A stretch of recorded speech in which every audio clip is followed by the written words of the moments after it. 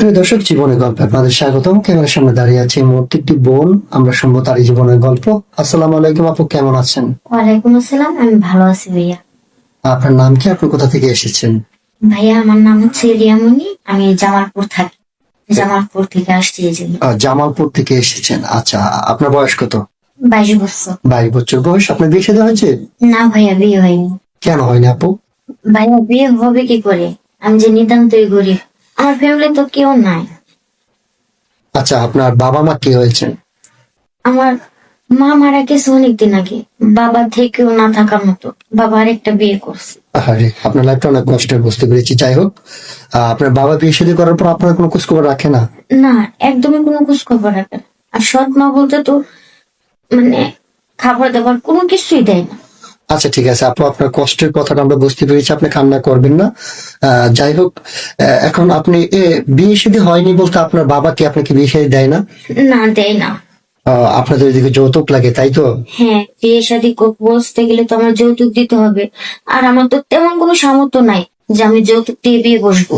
আচ্ছা আচ্ছা, ঠিক আছে আপু, বুঝতে পেরেছি। আচ্ছা, আমি একটা কথা বলি, আপনার কেমন ছেলে পছন্দ? আমি শুধু একটা মনের মানুষ চাই, যে শুধু আমাকে ভালোবাসবে, ভালোবেসে আঁকড়ে রাখবে। টাকা পয়সার প্রয়োজন আছে তার? মানে তার কোনো টাকা পয়সার প্রয়োজন আমার নেই, শুধু আমাকে সে ভালোবাসতে হবে। আচ্ছা, আপনি টাকা পয়সার প্রয়োজন নেই, শুধু একটু ভালোবাসা পেলেই তার কাছে খুশি? হ্যাঁ আচ্ছা, ঠিক আছে। আপনার সাথে যোগাযোগ করবেন কিভাবে? ভাইয়া, এই আপনাদের মাধ্যমে সে আমার কাছে যোগাযোগ করতে পারবে। আপনার ব্যক্তিগত কোনো ফোন নেই? না ভাইয়া, আমার তো কোনো ফোন ইউজ করি না। আচ্ছা আচ্ছা, ঠিক আছে, বুঝতে পেরেছি। তো সুপ্রিয় দর্শক, এই মুহূর্তে দেখতে পাচ্ছেন ডিসপ্লেতে একটি নাম্বার। এই নাম্বারটা হচ্ছে আমাদের ইউটিউব চ্যানেল কর্তৃপক্ষের নাম্বার। কোনো ভাই মেয়েটির দায়িত্ব নিতে চান তাহলে ওনার একটা ছবি স্ক্রিনশট মেরে পাঠিয়ে দিয়ে আমাদেরকে ভয়েস করবেন। আমাদের প্রতিনিধিরা আপনাদের সাথে যোগাযোগ করবে। কেউ অযথা অডিও কল, ভিডিও কল দিয়ে আমাদেরকে বিরক্ত করবেন না, তাহলে আমরা ব্লক করতে বাধ্য হব। আচ্ছা, ঠিক আছে আপু, আমি আপনাকে একটা কথা বলি। আমরা এই ভিডিও পাবলিক করার পর তো দেশ থেকে, প্রবাস থেকে শত শত ভাই কিন্তু আপনার দায়িত্ব নেওয়ার জন্য ফোন দেবে। অনেকের 40, 45, 50 বছর হয়, অথবা অনেকের স্ত্রী আছে, মারা গেছে, অনেকে পরকে করে চলে যায়, বাচ্চা কাচ্চা হয় না, তার জন্য কিন্তু দ্বিতীয় বিয়ে করতে চায়। আপনি কি বসবেন ওরকম ব্যক্তি বিয়ে করতে চাইলে? অবশ্যই বসবো, বসবো না কেন?